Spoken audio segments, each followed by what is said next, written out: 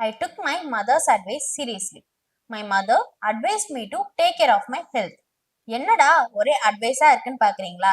சரி சரி, குழப்பம் ஒண்ணும் வேணாம். இன்னைக்கு கன்ஃபியூஸ் ஆகாம சில கன்ஃபியூஸ் பண்ற வேர்ட்ஸை லேர்ன் பண்ணிக்கலாம் வாங்க. ஹலோ மக்களே, welcome to Anglic spoken English centre. நான் ஸ்டார்டிங்ல 2 ஸ்டேட்மெண்ட் சொன்னேன் இல்லையா? அதுல ஃபர்ஸ்ட் ஸ்டேட்மெண்ட்ல அட்வைஸ்னு ஒரு நவுனை யூஸ் பண்ணிருப்பேன். அதே செகண்ட் ஸ்டேட்மெண்ட்ல வேர்பை யூஸ் பண்ணிருப்பேன். இந்த மாதிரி கன்ஃபியூஸ் பண்ணி நம்ம கம்யூனிகேஷனே ஸ்பாயில் பண்ற இன்னும் சில வேர்ட்ஸ் பார்க்கலாம் வாங்க. அதுல ஃபர்ஸ்டா நம்ம பார்க்க போறது அடாப்ட், அடப்ட், அடாப்ட். இதுல அடாப்ட் அப்படின்னா ஒரு விஷயத்த சூட்டபிளா இருக்கிறத அடாப்ட் அப்படின்னு சொல்லுவோம்.